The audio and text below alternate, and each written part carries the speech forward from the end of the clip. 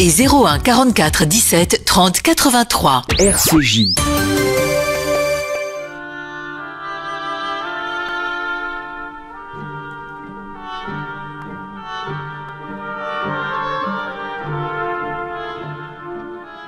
L'esprit d'escalier, une émission d'Elisabeth Lévy avec Alain Finkielkraut, un partenariat RCJ Causeur. Bonjour à tous, bonjour Alain Finkielkraut. Bonjour. La haine a pris ses quartiers au cœur de l'infotainment. C'est en ces termes, Alain Finkielkraut, que vous commentiez le 3 octobre dernier la une de M, le magazine du Monde. On y voyait Mehdi Meklat et Badroudine Saïd Abdallah, dit Mehdi et Badrou, proclamer le grand remplacement, c'est nous. À l'époque, les deux kits du Bondi Blog étaient la coqueluche du tout Paris. De Canal+ à la Fondation Vuitton, de Christiane Taubira à Pierre Berger, on s'arrachait ces représentants d'une nouvelle élite islamo-paillette qui était le visage du multiculturalisme joyeux. Bien sûr, on regrettait la violence de certains de leurs propos, comme ce fameux tweet où Meklat, sous le pseudo éventé de Marcelin Duchamp, disait qu'il aurait fallu lui casser les jambes à ce fils de pute de Finkielkraut. Des blagues de potage, disait-on. Aujourd'hui, ces blagues ne font plus rire personne. C'est qu'entre-temps, on a découvert des milliers d'autres où Mehdi the Kid ressasse, toujours sous un pseudonyme éventé, sa haine des juifs, des homosexuels et des femmes libres. Tout en faisant des excuses entortillées, ses anciens parents s'efforcent de croire qu'il n'y a aucun rapport entre le gentil Mehdi et le méchant Deschamps, et pas Duchamp. Donc Alain Finkielkraut, vous nous direz si cette consternante affaire sera, pour l'antiracisme idéologique que vous combattez depuis longtemps, l'épreuve de vérité fatale et salvatrice. Et ensuite, en fin d'émission, nous évoquerons une fois encore l'affaire Fillon après l'annonce par le parquet national financier de la domination de 3 juges d'instruction. Vous nous direz si, comme Marine Le Pen, vous pensez que les juges se livrent à un acharnement contre certains candidats. Mais commençons par l'affaire Meklat et Alain Finkielkraut, vous l'avez suivi et vous avez même remonté le fil. Alors je vous laisse l'exposer parce que finalement la façon dont elle a fait irruption est aussi importante. Vous avez raison. Premier constat, en effet, ce ne sont pas des journalistes fureteurs, animés, selon le mot que Edoui Plenel a repris à Albert Londres, par la passion de mettre la plume dans la plaie, qui ont révélé la violence effrénée du porte-parole des banlieues, adoubé, adoré, vous l'avez dit, par le monde des médias et du showbiz, ce sont des internautes obstinés. Et pourtant, tout était là, devant nous, offert, disponible. Il n'y avait qu'à se baisser pour ramasser. Un long article du magazine hebdomadaire du Monde, le M, dont nous avons parlé ici même, comme vous l'avez rappelé, Elisabeth, nous avait appris l'existence de Marcelin Deschamps, le pseudo pulsionnel de Mehdi Meklat sur Twitter. On savait qu'il conspuait les laïcards extrémistes qui veulent salir les musulmans, selon son expression, dans l'espace public. On savait qu'il se défoulait sur des personnalités dont les manières ou les prises de position sur l'islam n'avaient pas l'heure de lui plaire, Caroline Fourest, Léa Salamé et moi, dont il disait, vous l'avez rappelé encore, que j'étais un fils de pute et qu'il fallait me casser les jambes. Or, il ne s'est rien passé. Son éditeur Le Seuil, après l'apparition de cet article, n'a pas réagi. Il a publié le roman que Mehdi a écrit avec son compère Badrou, Minute, et les deux auteurs ont fait la tournée des médias. Si... Il l'a commencé. Il l'a commencé, mais enfin, il en a fait beaucoup. Et justement, si après la diffusion de l'émission La Grande Librairie, Johann Sfar, le célèbre auteur de bande dessinée, et Laurent Bouvet, le politologue, n'avaient pas relayé les tweets d'une militante qui se présente comme féministe, laïque, républicaine, opposée à tous les intégrismes, nous ne serions toujours pas au courant. Aucun journaliste ne serait allé voir. Voilà, vous avez raison, il faut reconnaître, je voudrais juste rendre un petit hommage à la gauche républicaine que nous appelons ici gauche Finkielkraut. Et bien, cette gauche-là s'est vraiment mobilisée, c'est grâce à elle que l'affaire n'a pas été étouffée, vous avez raison. Alors, je ne pense pas que tous les membres tous les adhérents à cette gauche se reconnaîtraient dans le terme de gauche Finkielkraut, mais c'est vrai, ce sont des militants laïcs et républicains qui ont, si vous voulez, révélé l'affaire. Oui.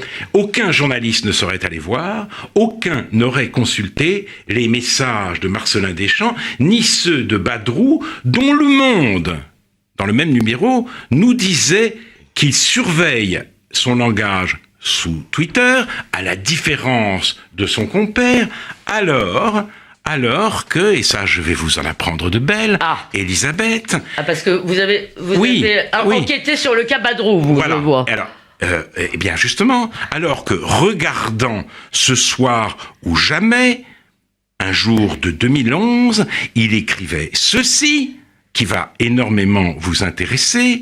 Orelsan, si tu ne comprends rien au débat, tu peux au moins te lever et écrabouiller la face d'Elisabeth Lévy. Oh, ben ça c'est aimable. Et ceci encore, la même année, 2011, sous son nom, Badruddin, Natacha Polony, faut l'obliger à mettre une burqa qui va insonoriser sa bouche.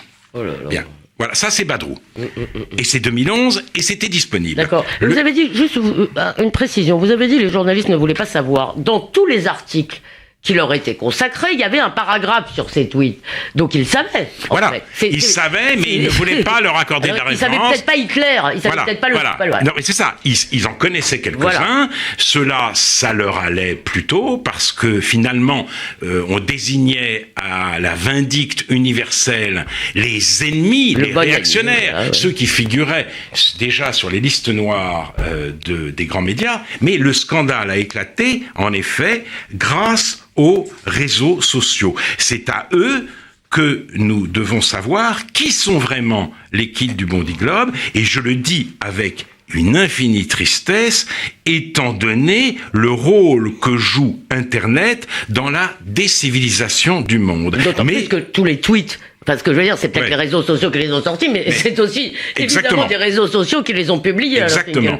Mais ce sont les réseaux sociaux qui ont obligé la presse réfractaire, récalcitrante, à publier cette petite anthologie de l'horreur. Charb, j'ai envie de l'enculer avec des couteaux la gueule. Je sais pas vous, mais je trouve la phrase de Mohamed Merah, moi, la mort, je l'aime comme vous aimez la vie, troublante de beauté, ou le jour de la cérémonie des Césars en 2012, faites entrer Hitler pour tuer les Juifs.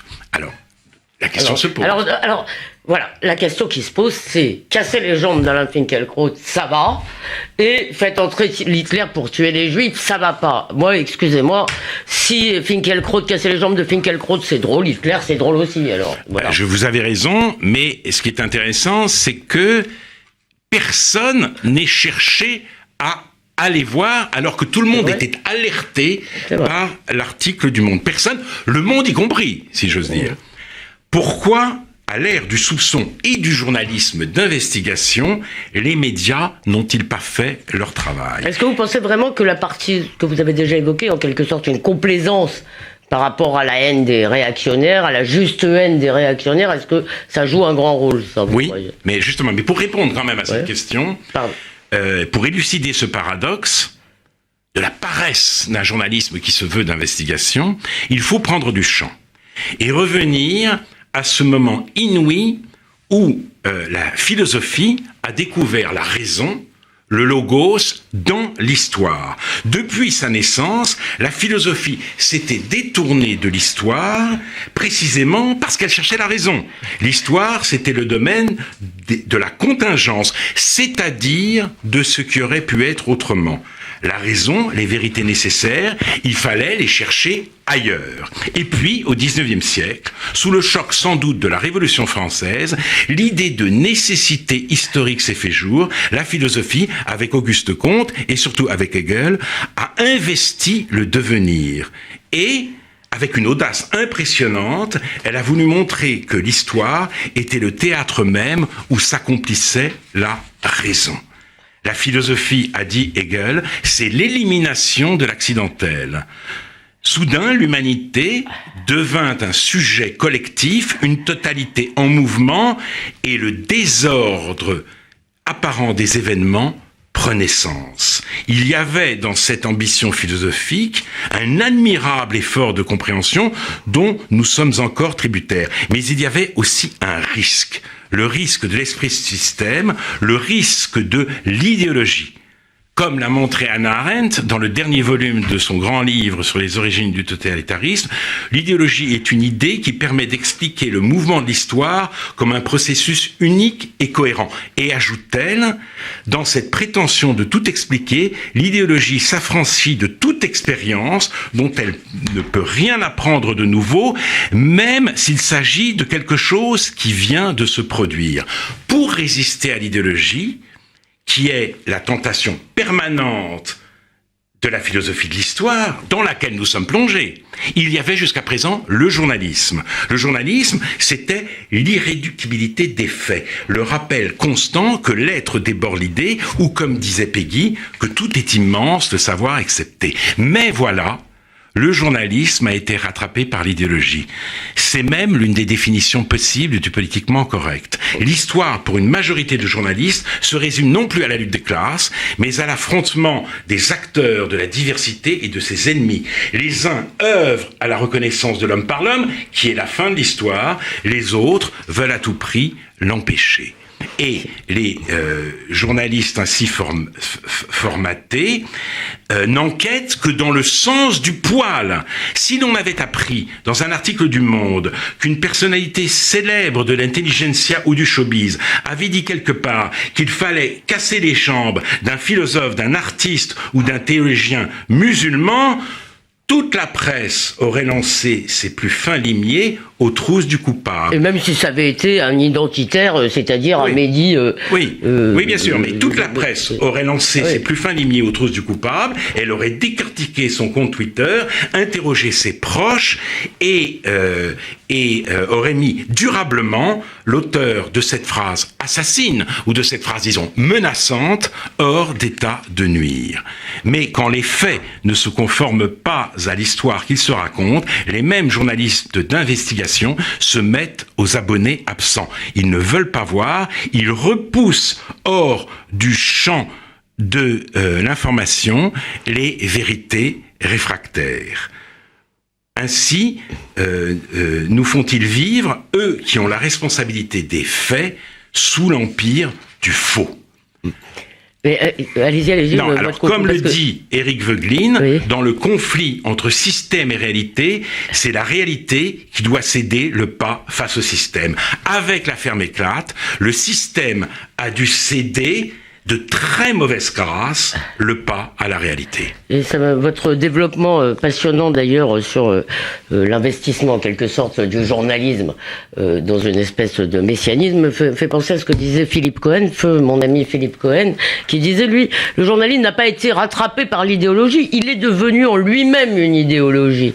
Et en réalité, quand on entend Edoui Plenel vraiment parler de journalisme, on a l'impression que ça a remplacé le marxisme, effectivement, oui. Dans le... Ça, parce qu'effectivement, il s'adosse à une vision du monde close et qu'ils veulent défendre contre vents et marées, c'est-à-dire contre les vents et marées de la réalité elle-même. Alors, mais voilà, j'ajoute qu'il ne faut pas se leurrer. Sartre disait autrefois qu'il ne fallait pas décourager Billancourt en révélant la vérité stalinienne du communisme. Les grands médias ne veulent pas désespérer de ce nouveau Billancourt que sont les quartiers populaires. Ils vont donc renforcer le système contre la réalité et ils sont d'ores et déjà en train de le faire. Après, ça... Vous voulez dire que l'affaire va être étouffée, retombée, et que ça n'aura aucune conséquence? Ça aura peut-être quelques conséquences, mais je crois que ce n'est qu'un petit couac. Et d'ailleurs, j'en ai eu l'exemple tout récemment, après sa consécration cannoise, Houda Benyamina vient de remporter le César du meilleur premier film pour Divine. Tout le monde s'en est félicité et le monde au premier chef. Et pourtant, on pouvait lire justement dans l'article du Monde Magazine dont nous sommes partis, dont tout aurait dû partir d'ailleurs, on pouvait lire dans cet article que Houda Benyamina était la grande sœur de Mehdi et Badrou, qu'elle disait, je la cite, quand même, nous sommes en train de former une intelligentsia, en face ils ont bien Zemmour, il nous faut nos Mohamed Ali, nos Malcolm X. Et le nous ne faisait absolument aucun doute. Aucun doute. C'est vraiment le nous. C'est un nous ethnique, un nous religieux, un nous ethnique. C'est le nous c'est nous le grand remplacement. Voilà. Hein, titre donné en couverture au dossier dont nous parlons. On apprenait aussi que la réalisatrice de Divine se définit comme une combattante dont le travail est une prière et qu'elle se sent proche de la spiritualité de Tariq Ramadan. Alors passons sur Mohamed Ali comme modèle intellectuel. Mais Tariq Ramadan incarne, et il n'en fait pas mystère, l'idéologie des frères musulmans. Oui. Il est le petit-fils du fondateur de cette confrérie. Et Malcolm X a fait contre Martin Luther King le choix de la haine, de la violence, de l'islam radical et de l'antisémitisme. Alors on me dira que Houda Benyamina a contribué à la libération de la femme en disant à sa productrice, à son producteur, devant le parterre cannois tout ébobli, non pas qu'il avait des couilles, mais du clito.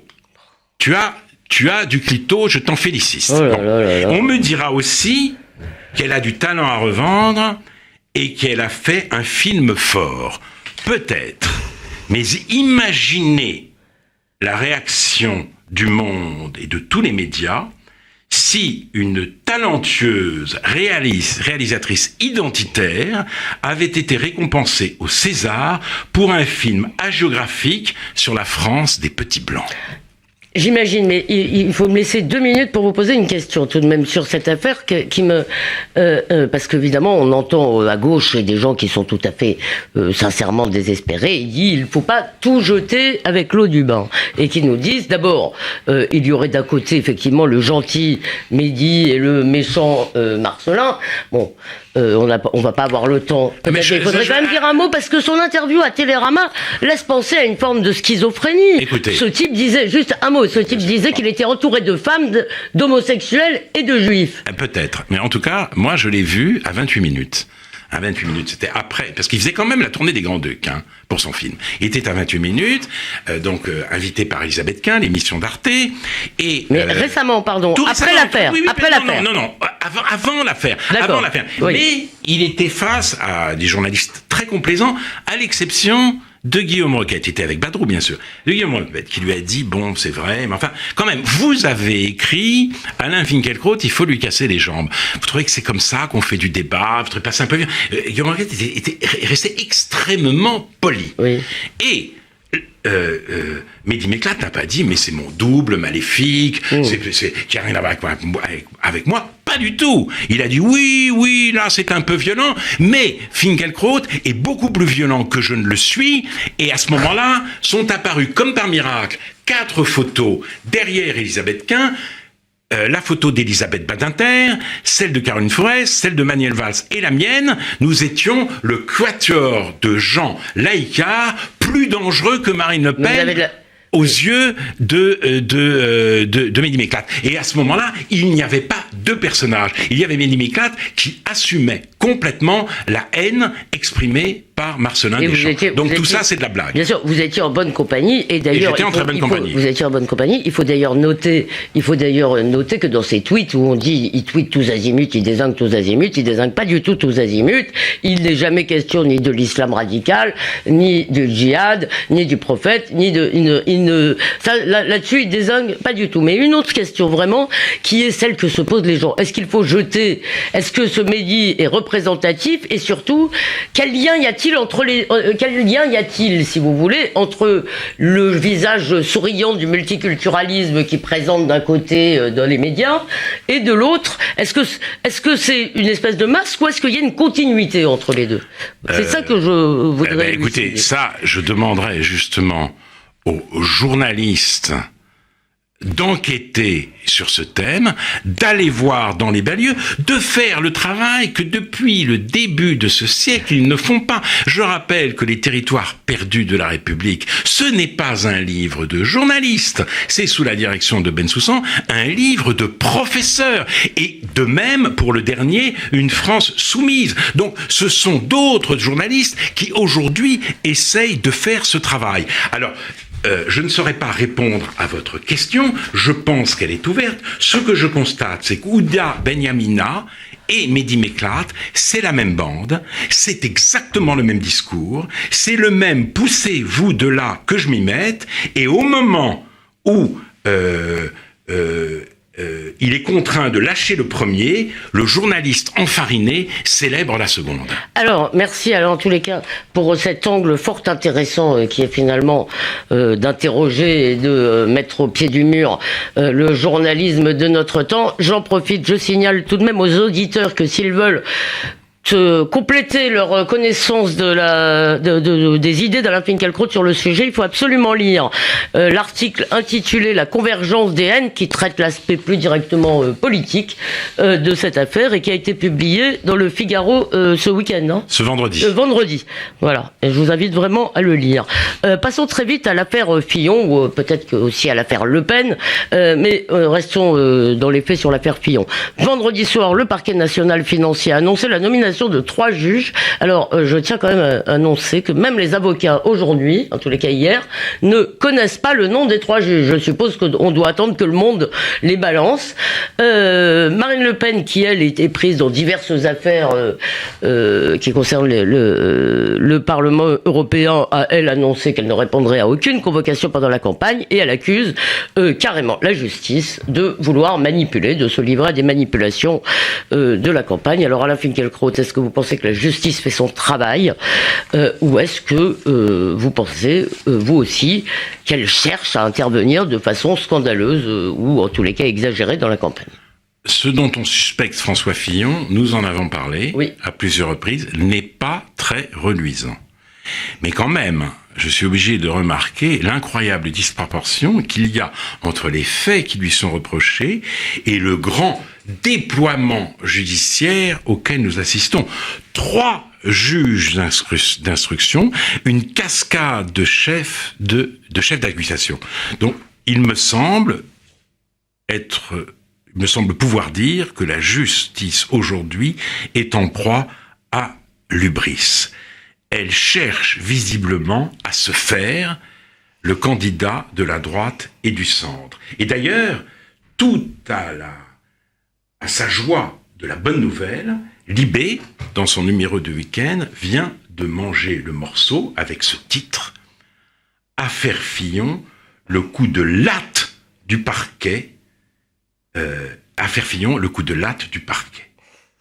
Oui, vous avez raison. Moi, vous avez raison, c'est un aveu. C'est un aveu. Un peu la une du JDD, peut-être que je vous ai apporté. Oui, ce que les juges ont contre eux. Mais le coup de latte, ça m'a fait évidemment d'autant plus sursauter que c'est aussi ce que me promettait, dans le sillage de Mehdi Méclate, les manifestants de Nuit debout. Alors, je ne veux pas céder à mon tour à la théorie du complot, mais je ne peux pas m'empêcher de penser que le troisième et le quatrième pouvoir, que pour le troisième et le quatrième pouvoir, il est bon économiquement et moralement que la France devienne un open space. Et donc, ces deux pouvoirs déblaient le terrain pour Emmanuel Macron. Et ils n'ont aucun scrupule à mettre sous coupe réglée la campagne présidentielle. Si avec tout ça, le peuple s'obstine à voter mal, il faudra songer à le dissoudre. C'est vrai, mais alors permettez-moi de vous contredire sur un des points. Pour les journalistes, je pense que vous avez parfaitement raison.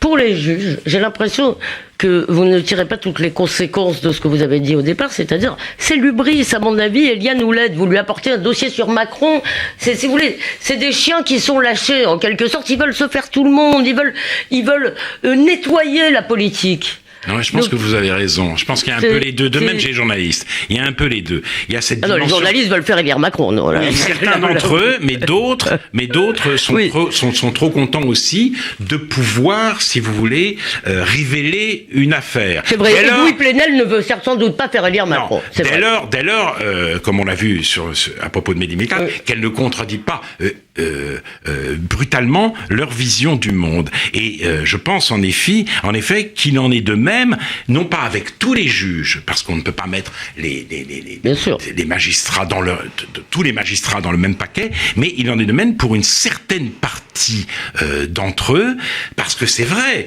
à tout pouvoir il faut un contre-pouvoir, et il y a de moins en moins de contre-pouvoirs aujourd'hui au pouvoir judiciaire. Et surtout quand nous en voyons les résultats. Surtout quand ces deux pouvoirs que vous avez cités font entre eux une alliance qui est quand même un peu déloyale, parce que quand vous devez vous battre contre une justice qui ne vous laisse pas accéder au dossier, alors que le monde, où tout le monde l'a et peut le disséquer par bribes, là quand même le combat est vraiment inégal, et je veux dire les règles de la justice ne sont pas respectées, Alain Finkielkraut. Vous avez tout à fait raison, Isabelle. Oh non, ça suffit pas comme conclusion. Je vous donne je vous laisse le dernier mot. Non, je vous pose quand même une dernière question, 1 minute. Est-ce que vous ne pensez pas, je reviens un peu quand même sur l'affaire Méclate, est-ce que vous ne pensez pas quand même que l'onde de choc, il y a des gens honnêtes quand même dans cette gauche progressiste, et même peut-être chez les journalistes, est-ce que quand même l'onde de choc, qui est importante, ça quand même, les gens se sont émus, est-ce que vous ne pensez pas que ça va les faire réfléchir sur l'antiracisme qu'ils défendent et sur le multiculturalisme qu'ils défendent? Nous verrons. Mais ce que je sais, c'est qu'un grand nombre de ceux qui ne veulent rien voir ni savoir n'ont pas été vraiment ébranlés par ce qu'ils ont vu et entendu.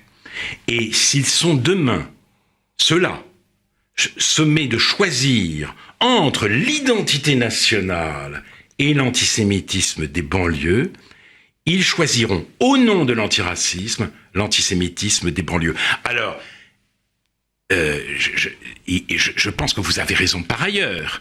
Certains des défenseurs du multiculturalisme, aujourd'hui, sont touchés, affectés, et essayent de réfléchir. Mais je vous parle de ceux qui célèbrent, comme si de rien n'était, Ouda Benhamina. Ceux-là sont capables d'aller très loin dans leur soutien à ce qu'ils appellent les quartiers populaires. Vous irez voir Divine ? Peut-être. Bon. Peut-être. Mais c'est pas. Encore une fois, exclu que ce soit un beau film. Et ce n'est pas exclu. Et ce n'est pas le problème. Oui, je l'ai dit. Oui, vous l'avez dit. Imaginez un bon film sur les petits blancs, de la France périphérique. S'il avait été récompensé, ça aurait été un scandale. Alain Finkielkraut, en tous les cas, donc, eh bien, malgré leur tentative, bien sûr, personne ne vous grand remplacera, ni ne vous remplacera tout court. En attendant, la semaine prochaine, on vous lit dès mercredi dans le nouveau numéro de Causeur. On peut aussi, bien sûr, réécouter cette émission sur causeur.fr et radio-rcj.info. On peut aussi la suivre en direct sur ces deux sites. Bonne semaine à vous, cher Alain, et à vous tous, chers auditeurs.